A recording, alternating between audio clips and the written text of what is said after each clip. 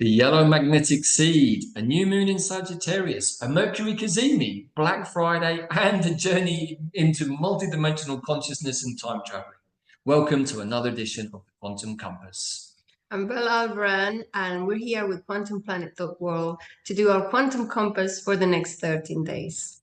My name is Davyd Farrell, and I'll be your co-host for today as we take another deep dive into the energies that are probably going to be enveloping all of us over the next 13 days. And as we've been sharing over the last couple of weeks, we've been transitioning from working with the Western tropical astrological system to a more 13-sign sidereal as above, so below system. But as our investigations continue, and also our recent interview with the wonderful Afan Chimenti really showed to us, we can perhaps still use both systems, one maybe more at a soul level and another one more at the mundane level.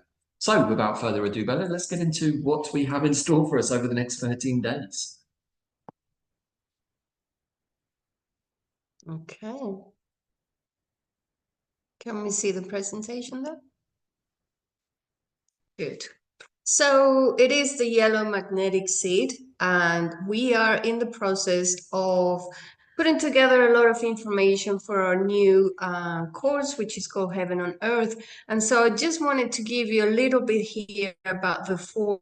I haven't mentioned too much in the Quantum Compass when it comes to the Mayan cosmology, but it is a medicine wheel as well. And we all have an oracle and four energies with us in the middle. Our glyph would be in the middle of that. And so we have on the east, the red tribe, the initiation of processes and people that will initiate those processes. In the north, we have the white tribe, which refines processes. Then in the west, we have the blue or black tribe, which transforms. And then down in the south, we have the yellow tribe, which is the ripening of the process. And at the center, we'll have the energy of Hunabku, or the center of the galaxy.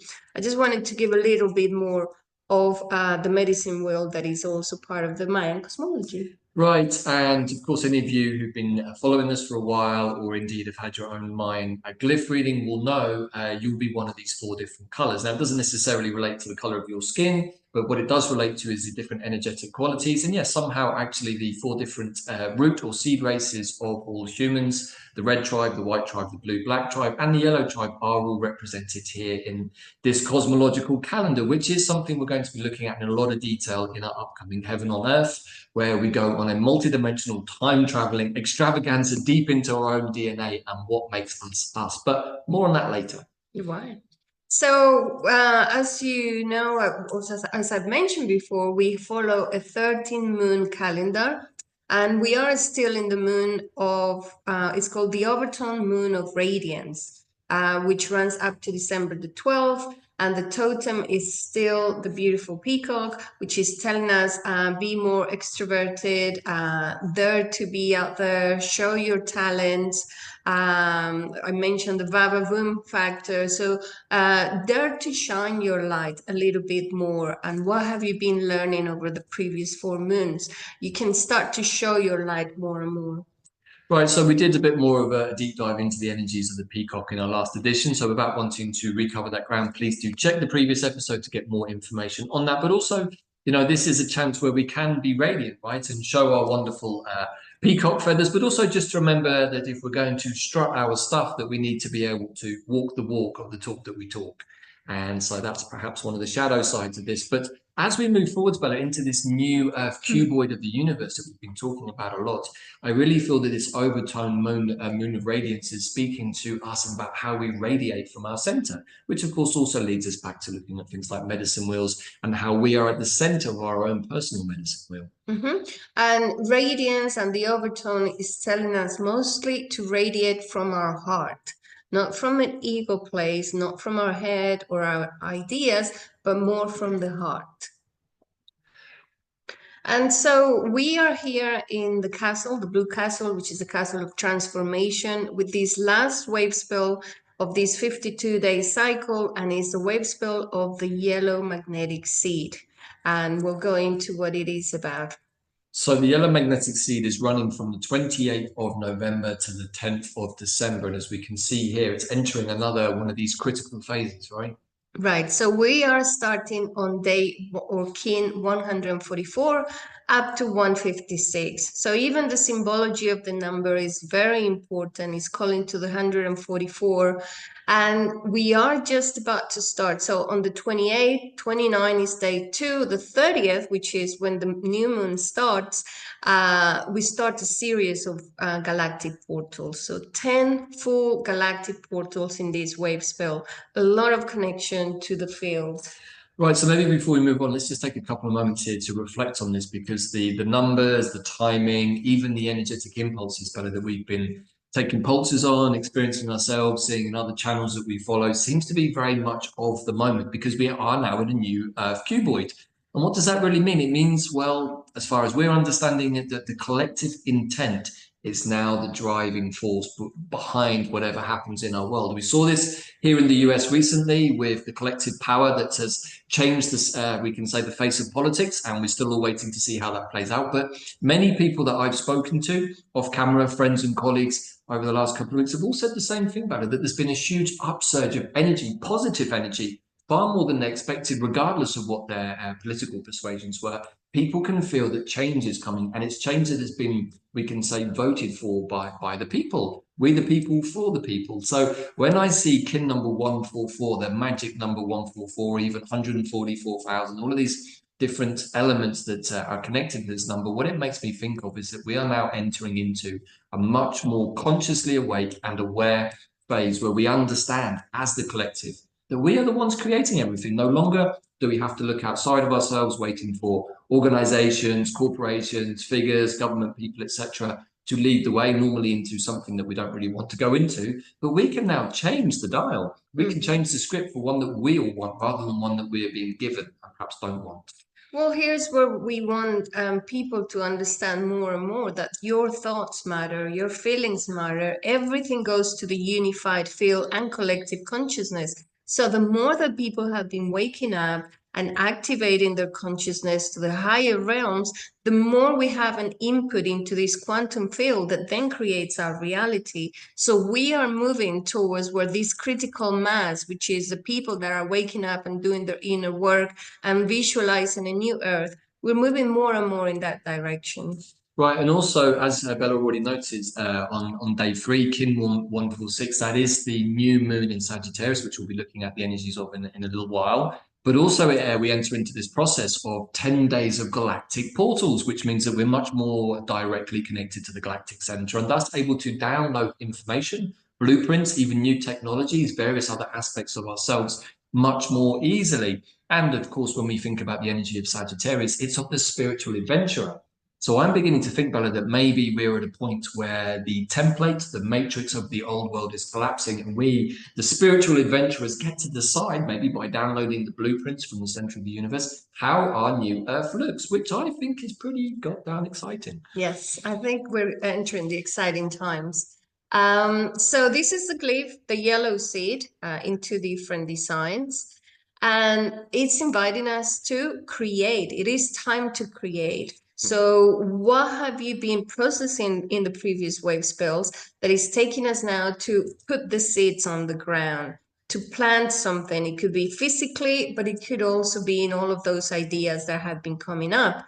So the qualities of the yellow seed are flowering, the potential we have within, self-germination, creation, any type of creation, the gestation process, the initiation of creative ideas, intentions and growth, to seed manifestation, to have more confidence, and is connected in the body to the reproductive system. We could also think of it as the womb space, because we're going to put our seeds in there. Our light seeds are going to go in the womb space, where we're going to bring something amazing, and we're going to be supported by the galaxy, because the galactic input by having those galactic portals open. Right, and for those of us here in the Northern Hemisphere, particularly the more Northern European or Northern parts of the Americas, we are really heading into the deepest, darkest part of the year in terms of the light, and probably also in terms of the warmth. But that's actually another way of saying that we're entering into the womb space. And as Bella's just said, when we're in the womb space, we can start to plant seeds, or we can even start to give seeds energy as we move out of this phase. But during the winter, really in the Northern Hemisphere since Samhain, or October the 31st, which obviously just passed about a month ago during Scorpio season. We are invited to start dreaming in that womb space. And I think now that we've come to this point at the end of November, we've got we can perhaps think that there are some critical moments coming for the masses at the collective energy level. And rather than enter into that in the place of fear and wanting to hold on to the structures of the past, we can dare to dream and plant seeds for the new. So this seems to be the perfect time for that. Yeah, because there is some shadow to work with. So situations that could come up during this Wavespell are issues of insecurity, fears, any type of fears. Staying in the comfort zone is one of the shadows. So not being able to flow, or if we're told, hey, you need to move because something is coming, you need to be ready to move if that is the case.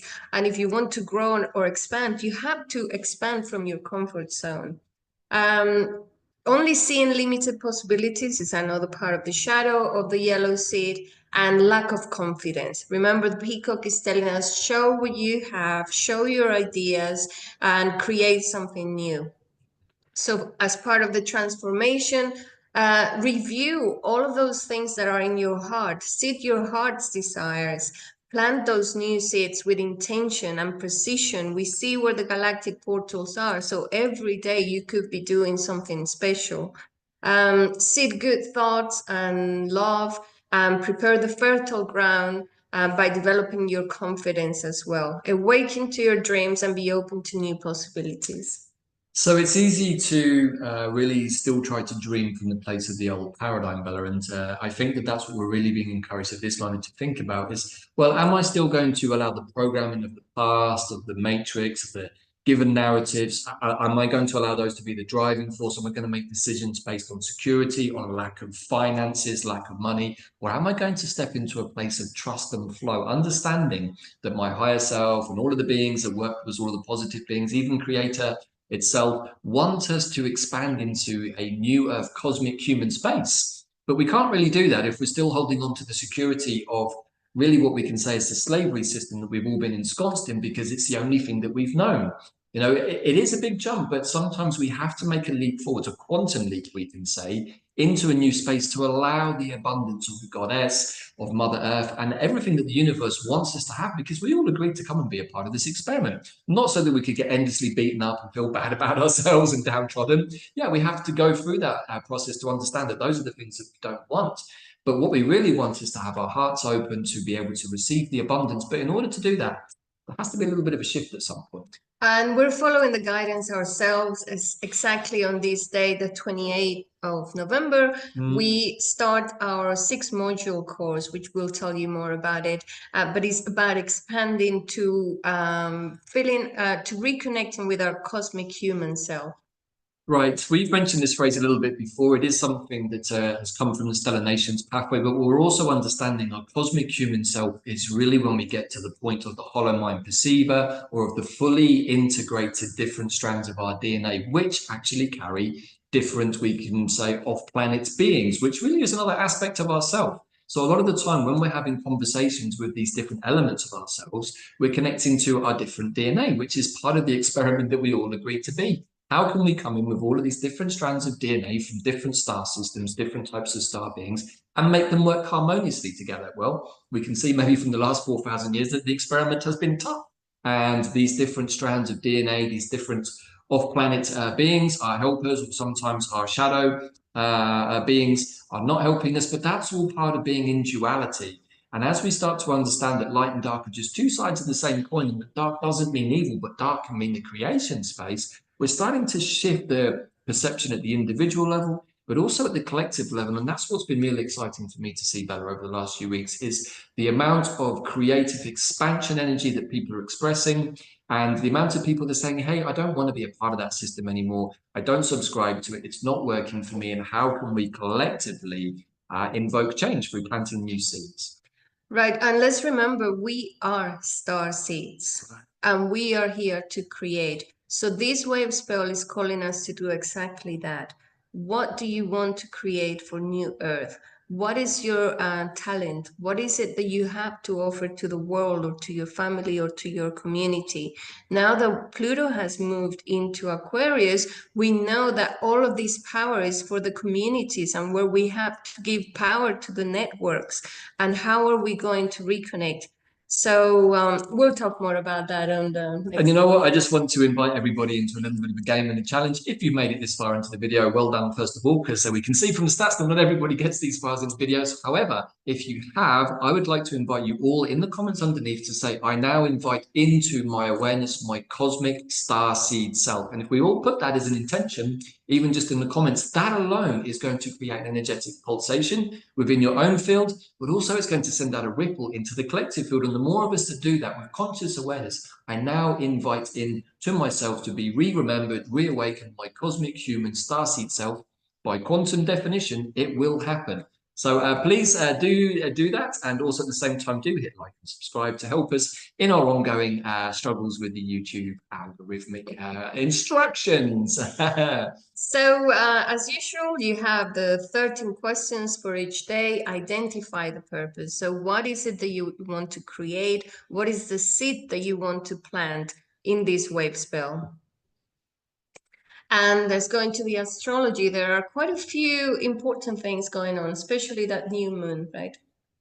So there are a number of important conjunctions and astrological transits that happen in the Western tropical system during this phase. The significant one is towards the beginning of the allomagnetic seed, which is the new moon at 9 degrees of Sagittarius. That's happening on December the 1st. That's a Sunday here, early morning actually in the US, but probably for most of you watching this show, it will be on the Monday. So what can we say about this? Well, first of all, it's very close to the Great Attractor, which I think is interesting in itself, because this is a time to start attracting the abundance of the new Earth towards us. But also, it's going to set us up for some of the other interesting things that are going to be happening with Mercury in Sagittarius during the rest of this Wavespell. So should we have a look at the chart, Bella, for new moon? Just pick out some of the highlights and think about that. Right, I presented here on the left-hand side, we have the Sidereal 13 sign astrology. We'll talk about it in a minute. But first, we're going to look at the Western tropical astrology here on the right. So we can see down here at the bottom, of course, that the sun and moon are conjunct, as they always are on a new moon at 9 degrees and 33 minutes of Sagittarius. And this in itself, I think, is really important when we think about the energies of Sagittarius as a spiritual adventurer and as a time to set those seeds. A new moon is always a great time to set the seeds. So we've got that double whammy intention energy that we can work with. And as we move into this period of the dreaming space, of the womb, this is the perfect moment to start connecting both to our inner intentions, but also our collective human intentions, because if we truly believe that we came here to be part of a process to call in heaven on earth, to be part of new earth, to be part of the fifth dimensional transformational ascension process, then we have to start taking direct action for that. Now, I'm sure many of you watching this have been doing that for a long time, but maybe if you haven't, or maybe don't give these new moons enough conscious awareness, these are incredibly potent and powerful moments to set intentions, which, if they're done with clarity and alignment, can actually come to fruition 2 weeks later on a full moon. Obviously, if you have much bigger aspirations or projects, they might take longer cycles, which is why we look at things like the 260 days of the Zolkin. So it's our first new moon after Pluto entered Aquarius. And to me, that is a huge, huge sign of what are the intentions. They have to be big intentions, because we're going to have a period of 20 years of Pluto into Aquarius. So let's be intentional. Let's understand this is a new beginning for all of us. It's a whole generational new beginning. And being in Sagittarius is telling us that it's about reconnecting to our higher mind, to the more quantum aspects of ourselves.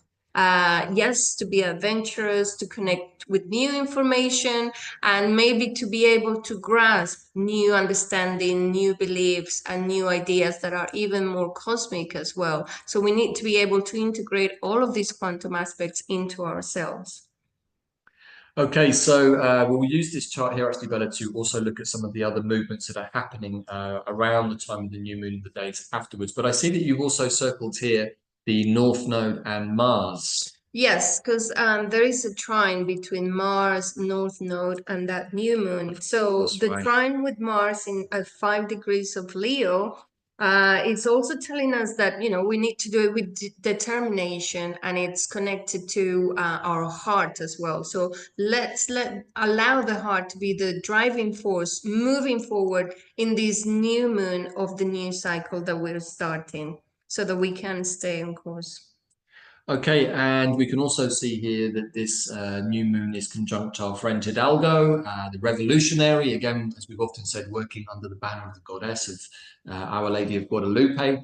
And I can also see here that we've got over here in Libra Bella that the sacred flame of Vesta is still conjunct Black Moon Lilith.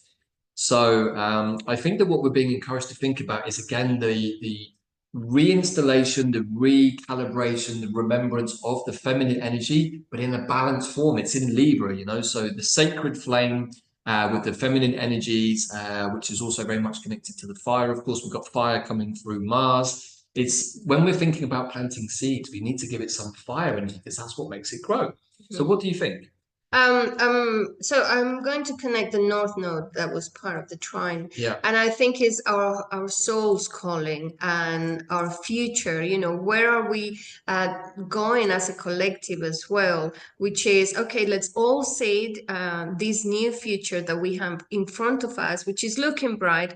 And there may be that some things happen for the collective, but there is a huge number of people now that have awakened and that are bringing new projects, new ideas, and moving this forward to start building new Earth. So I think that is a huge, beautiful trine actually to start moving forward.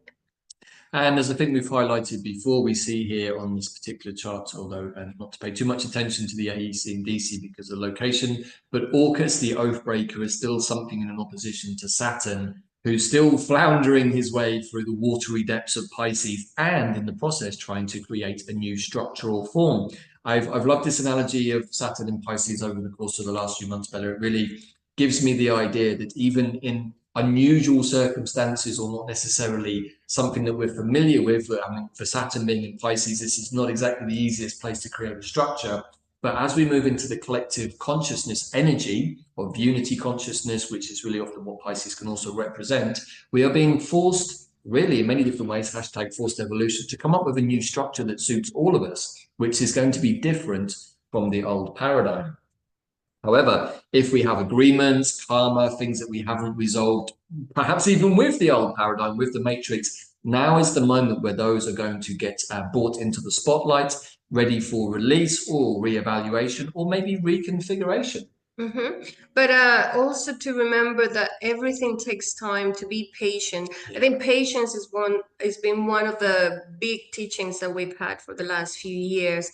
So take your time to put your seeds, to make a plan, to build from scratch with all incorporating all of those lessons that we've learned and all of the inner work that we've been doing for all of those years.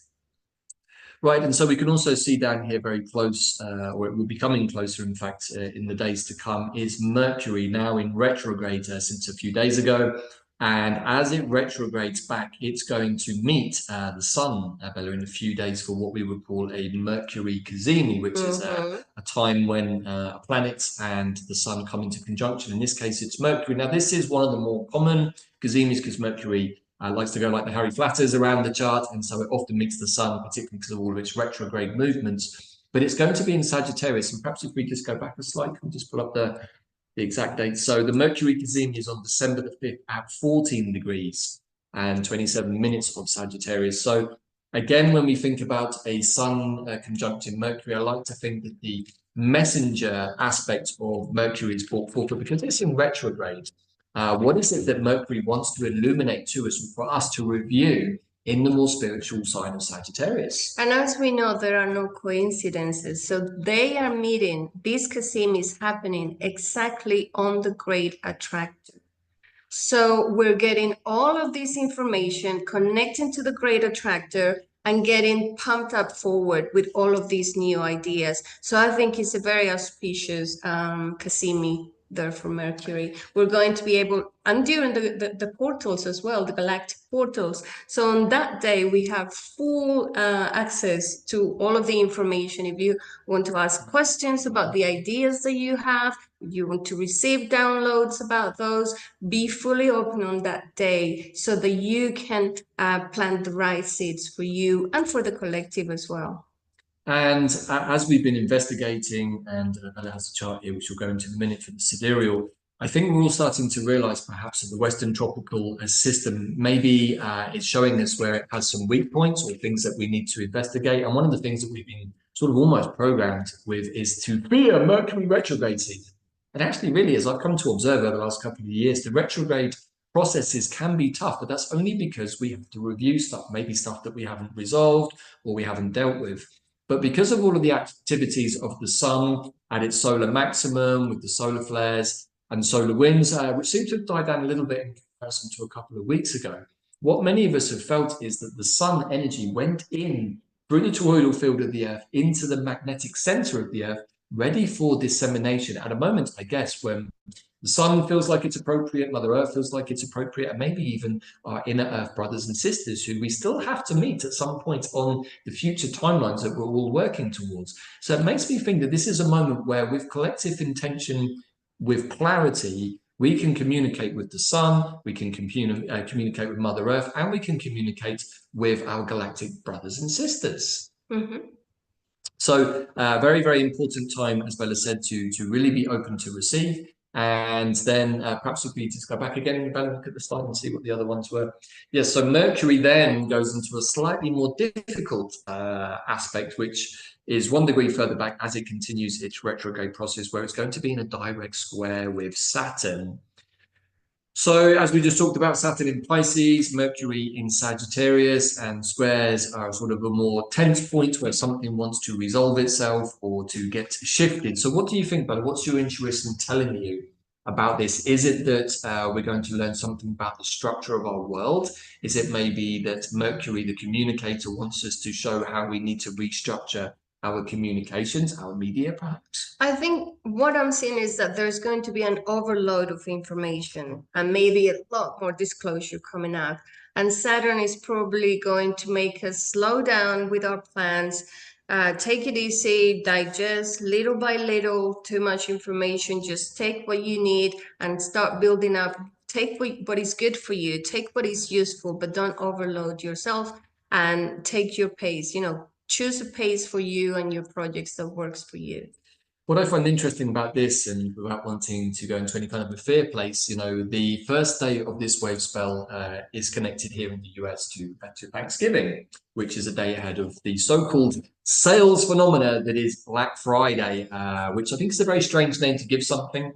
Perhaps this is predictive programming somehow, but some people have been speculating that this weekend could also involve some kind of event that then leads into a Cyber Monday, which is making me think, well, how do we receive communications? What's the structure for that? Well, it's through the internet these days. Even the TV we watch really is all internet based. So I'm wondering, are we going to see, like you said, an overload of information? Are we going to receive information that needs to be reviewed, Mercury in retrograde? Is it going to ask us to question the nature of our reality, Saturn in Pisces? Are we going to have to start thinking about the restructuring of our world? And if so, is that something we should be scared of, or is it something we should be embracing?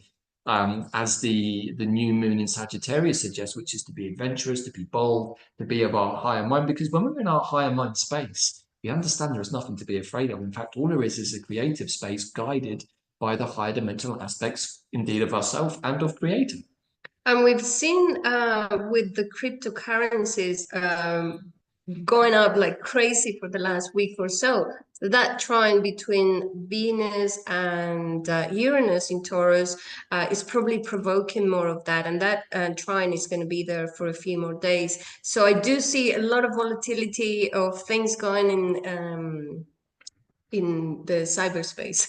Right, and even actually as we were recording this over the last couple of days, for those of you that follow the crypto markets, there was a really big surge on lots of the coins. Bitcoin nearly crossed the 100,000 threshold, but didn't, and actually has started sliding backwards. And many people are speculating it may even slide back to 80,000, which is quite a slip back. So all of this volatility, for me anyway, as somebody who follows these things, is asking me to question, well, what's causing the volatility?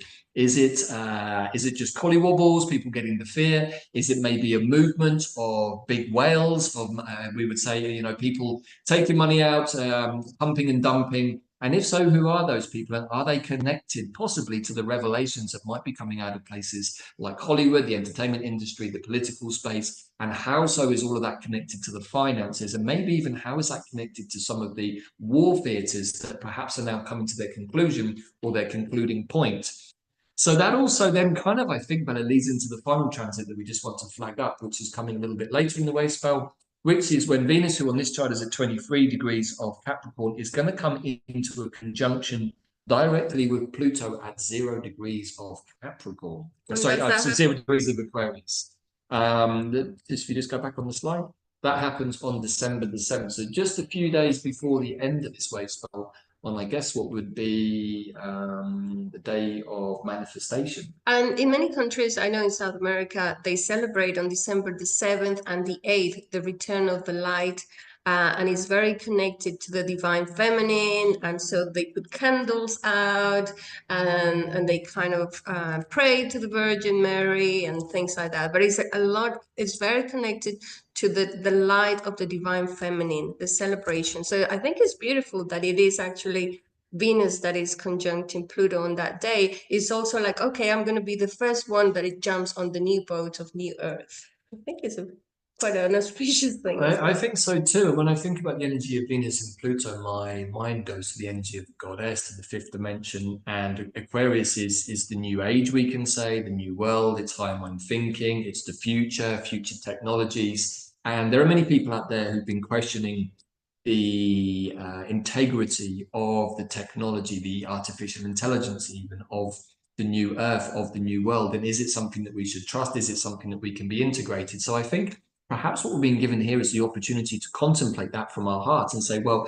it looks like the technology is here to stay. And rather than be afraid of it, maybe we can start to integrate it, not through the use of forced chips in our physical bodies. It doesn't need to be like that. But when we go into our higher dimensional space, we realize that we are already very, very complex beings with quantum technology, which can actually interface with this kind of technology that is going to be presented to us, not through having things inserted into our physical body, but actually through connecting with our higher mind consciousness, because our higher mind consciousness can already all deal with all of this, which is where, again, the energy that's in Sagittarius is going to come into play.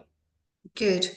So summarizing then this chart about the tropical astrology. So it's about taking a higher perspective, bring the heart into everything that we're doing moving forward. Saturn is asking us to take our time, to be wiser, to integrate the lessons that we've had. Chiron is still telling us to be compassionate. And obviously, Pluto is telling us we have started a new process. We are a new Earth. And the first one to come and give us the blessings is going to be Venus, which is the divine feminine or sacred feminine.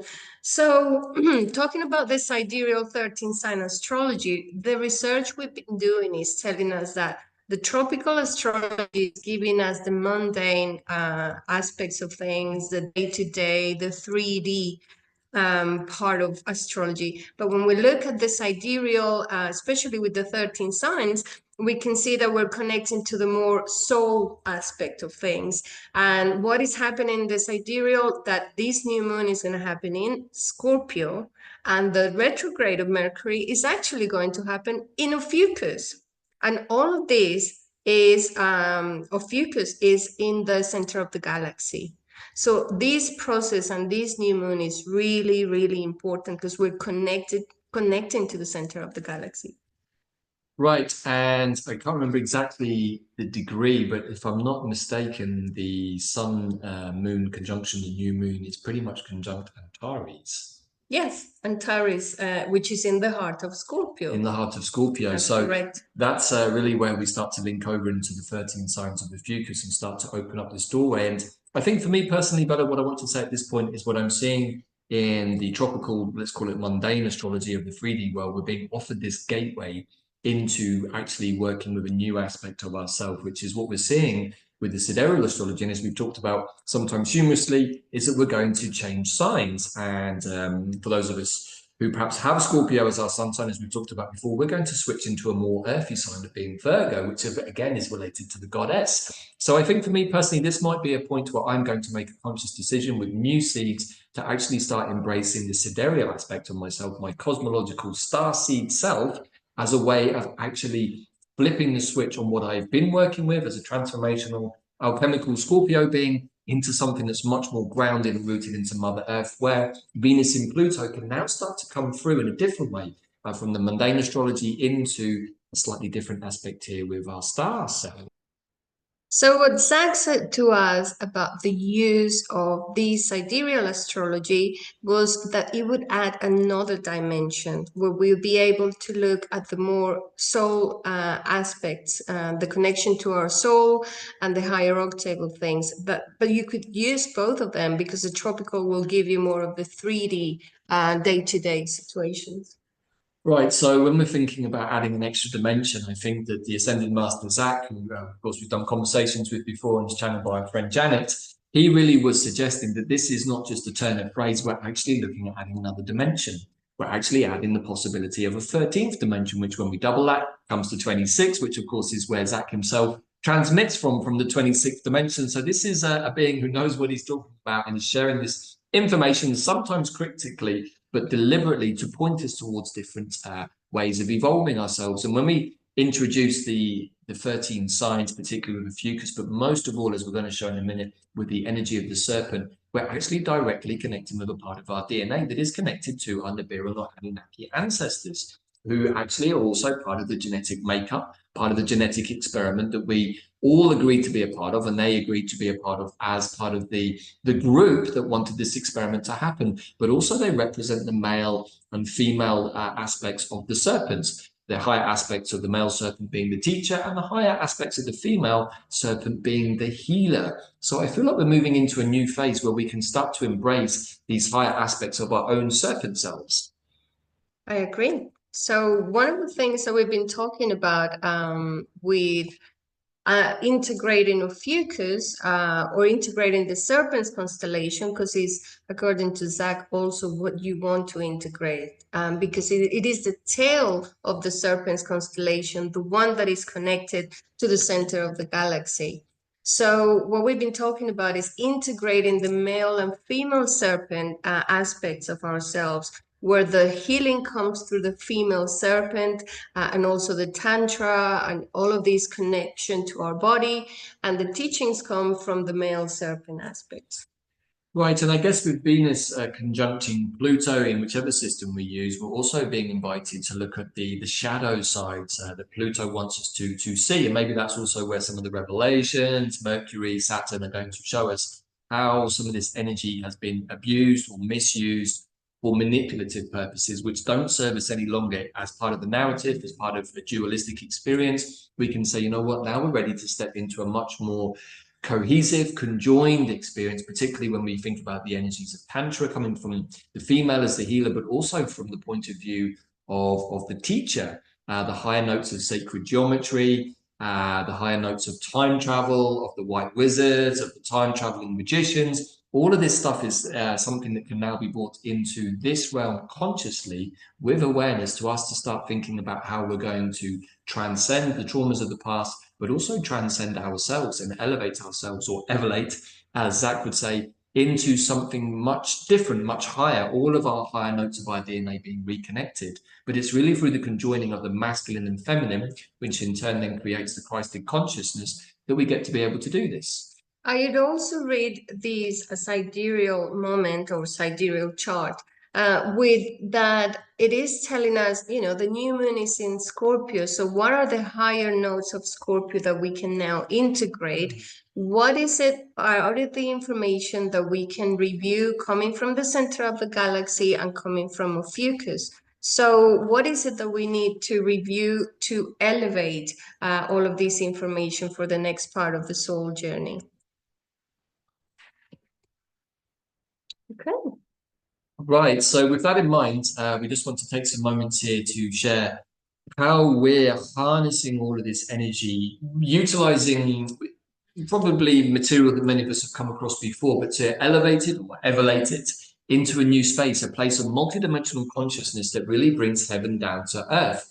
Now, as a Skywalker, this is literally my mantra in the Mayan glyphs that I carry and the Mayan time technology. And so this is something that we've been working on for a while, right, Bella? Is how do we harness the blueprints, the fifth, sixth, seventh, eighth dimensional ideas, creative impulses or instincts, or even blueprints that we carry encoded within our DNA down here into the earthly realms. However, we currently view this earthly realm experience, whether it's a simulation for us to learn, whether it's nuts and bolts real, we're still investigating all of that. But either way, what we understand is that we are now being invited into a moment where our past and future selves connect consciously into the present moment so that we actually enter into a singular timeline that we might call New Earth. Now, we personally believe that we already entered into that space, all of us collectively, some time ago. But because of the resistance, because of the hijacked media, it's not been so easy to see. And because so many people have not done any inner work or not even begun this process, there is still a bit of a collective inertia.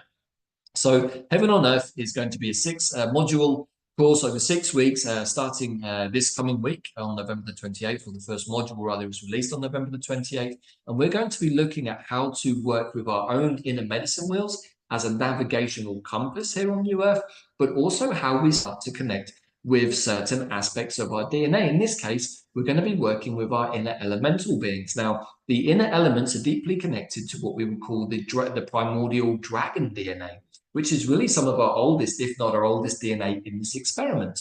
And there are many things to say about dragons, and that's not necessarily the scope of this show, but we will be going into this in a lot more detail as we learn how to communicate with the inner air dragons, the inner fire dragons, the inner water dragons, and the inner earth dragons. Each one has its own qualities connected to our own inner compass. However, nothing is separate, and so whatever we connect with on the inner level is also starting to be reflected in the outer level. So if we all take the time to do this work inwards and really, really connect with our inner elemental beings, which is also another way of saying our inner dragon beings, we can actually start to see how the degradation of the land, of the earth, is fully in our awareness, and it's also a reflection of us as a collective.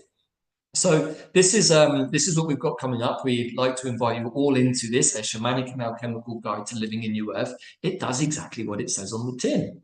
So it's not just a shamanic journey. This is also a cosmic journey, because that's how we bring heaven on earth. So I'd like you to visualize that the planet is like a spaceship, and we're going around the cosmos.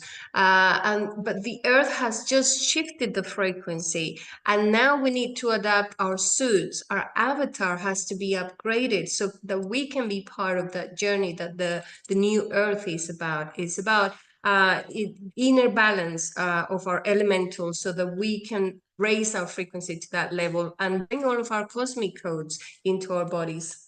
Right, and one of the things that we're going to be looking at in this course is how to activate our cosmic human selves, which in many ways leads to our future Jedi selves. Now, okay, that's a name from a series of movies, which I'm sure we all know about, but somewhere in our consciousness is the idea of being these universal Jedi beings, three-dimensional beings with fully integrated abilities, which we might call the inner shaman or the inner magician, the ability to manipulate and work with the elementals in positive ways for healing and for the good of all.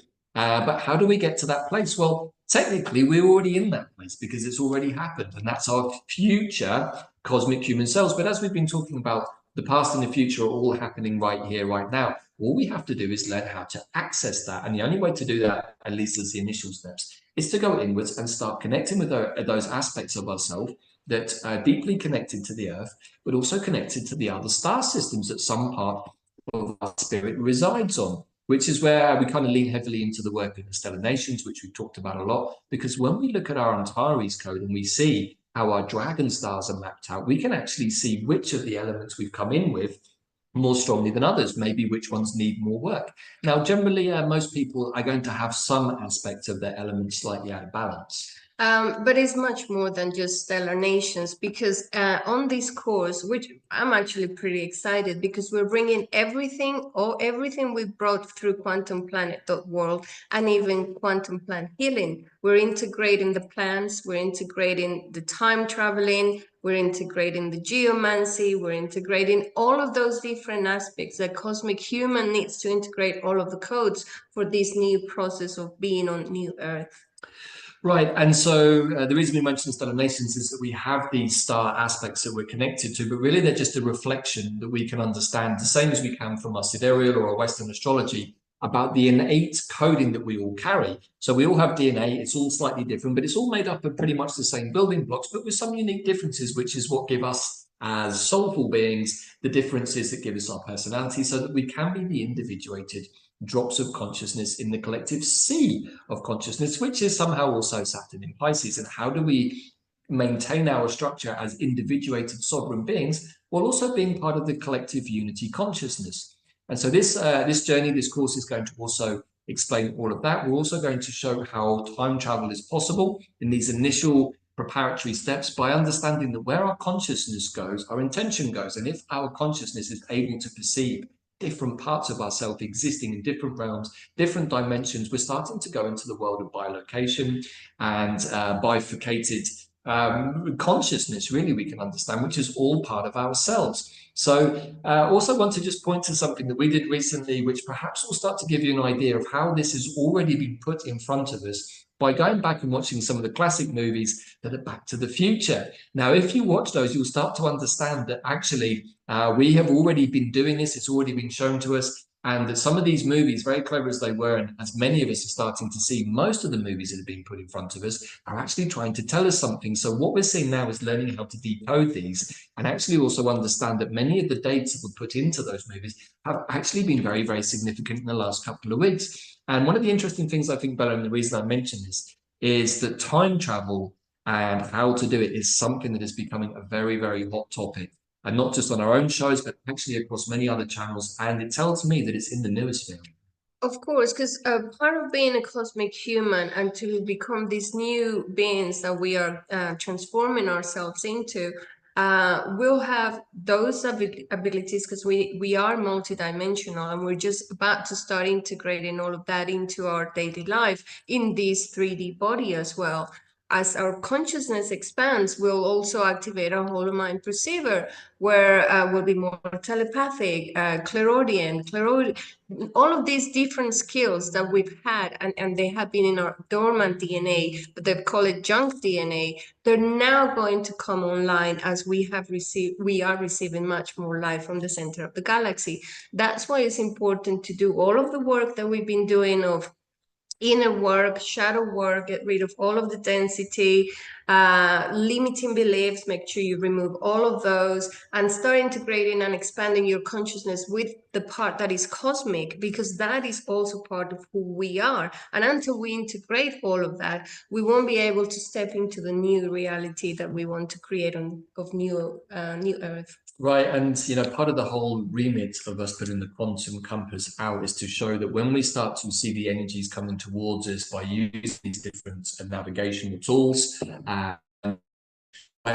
the different types of astrology and a number of other different items, the navigational guide, understanding the sacred numbers of 1 to 13, what we're actually doing is communicating with an aspect of ourselves that is somehow in the future on this linear timeline, but actually is on the spiral around us somewhere. So we're reaching out to that aspect of ourselves and saying, hey, I see that this is coming towards us. What's the information that you can give? So we're having this two-way conversation with this part of ourselves here and another aspect of ourselves that's already experiencing now. And if we can do that, what then happens is a relay system is set up and information is being sent back to us, which is really our higher self guiding us through the process. And once we get to this understanding, as we're going to talk about in a lot more detail, we can start to let go of the fear and anxieties, because we start to understand that everything that is happening to us when we get out of the way and remove the blockages and resistances is actually us guiding ourselves to the most abundant, most expansive, most cosmic future that we could possibly have envisaged for ourselves.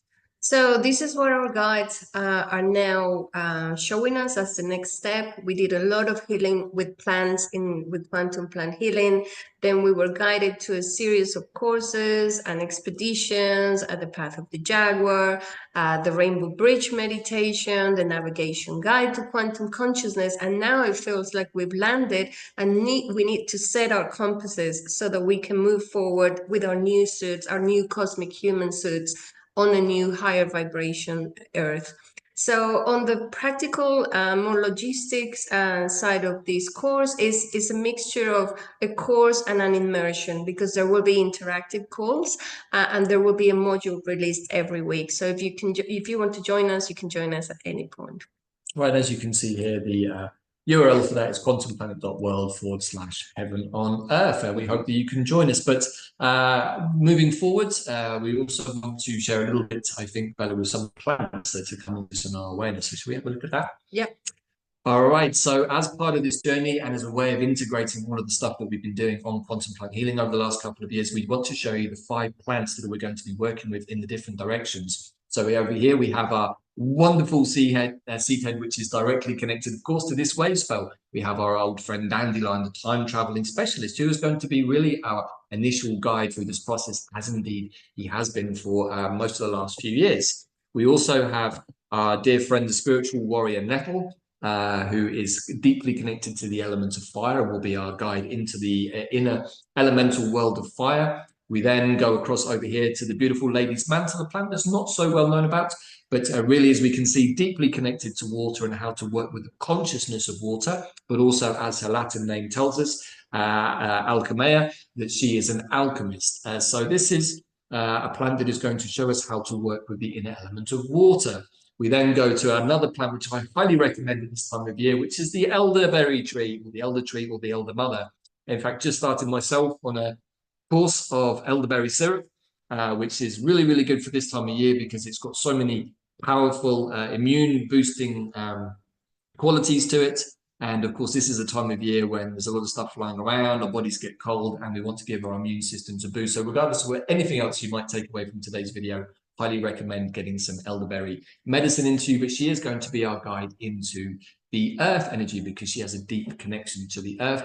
And then finally, at the sacred center, we have the beautiful goddess energy, very Venusian, we can say, which is sacred basil or Tulsi, and she is going to be showing us how to work with our inner ether energy. So this particular Wavespell, we didn't have a plant that wanted to come forward, and so we asked our plant guides, and they said, well, these are the 5 that you're going to be working with over the next 6 weeks, so why don't you show all of them with their seed potentiality? So definitely want to invite all of you to pull these beautiful plants in anyway, but particularly dandelion. I know that many of you watching this program have a deep love of this wonderful plant, as we do, deeply connected to our friend Zach, and actually really dandelion was the progenitor and the creative influence that actually brought me and Bella together and allowed quantum plant healing to come to pass, and now quantumplanet.world. So this is a beautiful plant that we know you all love, but these are all beautiful plants with different energies, different qualities, different elemental focuses. And when we work with all 5 of these as our guides into the inner planes, not only do we get the healing and medicine that these plants get, but we also get this ability to start communicating with our inner dragons in a much more conscious and cohesive way. So I feel pretty excited because I think it's probably the most advanced process that we've done, or most complete, because we have plants, we have astrology, we have the shamanic principles, we have the Mayan, we have the stellar nations. It's everything into one. We also have different emotional qualities. We're going to be looking at different medicines of different medicine wheels of the world and how they show different things, but really how they ultimately show the same. Different layers. And once we start to layer in all of these different things, as we have been doing with the quantum compass, we're already halfway there to being multidimensional, because our consciousness can then start to work with 5, 6, 10, 20 different layers of material, all harmonizing on our internal plane with our conscious awareness by us adjusting them. That is the quantum technology of the future that is going to allow us to become skywalkers, time travelers, and ultimate cosmic human Jedis, which I think is really exciting. And I think we're going to start wrapping up. Just a reminder, we have on our platform the Navigation Guide to Quantum Consciousness, which is a series of 13 chapters that you can access individually or as a whole package. And they give you the instructions on every dimension from 1 to 13. How do you access and work with them? And how do you work with the Wavespell, which is those 13 steps or tones? Also the Mayan Time and Magic course, if you want to learn more about the Mayan astrology or Mayan cosmology, the history of the calendars, and much more. And also, for any of you who might be struggling out there or feeling like you need assistance or maybe somehow understanding much of what we're saying but not really sure how to access it in your own personal healing space, in your own comfort of your own home, particularly during these coming weeks where things may be a little more challenging, maybe many of us being encouraged to hunker down, then please do reach out. Myself and Bella offer both individual healing sessions in the different modalities that we use to. Mine is much more related to clearing the field, working with plants, time traveling, soul retrieval, and Bella? More biodecoding of any situations, emotional traumas or core wounds or limiting beliefs, and the Mayan aspect of the cosmology, understanding your galactic signature, your medicine wheel, and how to work with it. Right, so we bundled all of these into a special package we call Activating the Grail Within, which gives you time with both of us on a one-to-one basis to work through any outstanding issues that may actually in this moment still be preventing you from activating your cosmic human self, your hollow mind perceiver, those various strands of your DNA. We have worked through all of these processes and procedures ourselves, as have many of our tribe members, and we're all feeling the positive effects, which is how we're able to share this information with you in the quantum compass, because we're working with all of these different aspects of our own consciousness. So yeah, Activating the Grail Within is a personalized option that you can have sessions with Davyd and myself, both of us, and you can find the services there. And that's pretty much it. So as we come to the end of today's show, we are in a transition phase, both ourselves with this show, but I think as a collective, Bella, we are now entering into a place where we can really start to work with the energies in these multidimensional ways, working with the understanding of what is happening in our Western tropical mundane world, but also connecting to our starseed selves, our cosmic human selves through the sidereal as above, so below. And really, rather than wanting to externalize everything and waiting for someone to come and help do it for ourselves, what we have always been guided to do and what we've shared with all of you over the years you've been following this is to go inwards and start activating this material and to remove the blockages, allow the plants like dandelion and nettle and elder and all of these wonderful plants to help clear the field, to give you the strength and vitality to be able to sit and meditate, but most of all, to be able to receive the divine inspirations that are actually part of our own internal blueprint. And once we get to that place collectively, well, then we're basically in new earth, not just somehow metaphysically, but literally and physically. And that is the invitation, as always, everybody, to each and every one of you who are watching this show and who've joined us here at the end and managed to watch all the way through, where we have so much love and respect for all of you who are following the path and doing this work, because we know that it's not been easy. It's it's a challenge sometimes to even get out of bed in the morning. Sometimes the sleepiness is there, or many of us experiencing backache and other pains, but every day we always have the potentiality to start afresh. Every morning we can get up with a positive intention to say, today is a day that I take affirmative action for myself, and in doing so for the collective as well. Okay, so the invitation on this Wavespell is to create and to put the seeds, plant the seeds of what you want to see in your life moving forward and for the collective. Bring your light out and shine from your heart. Thank you for watching us. All right, everybody, in Lakesh, I am another you. We'll see you again soon.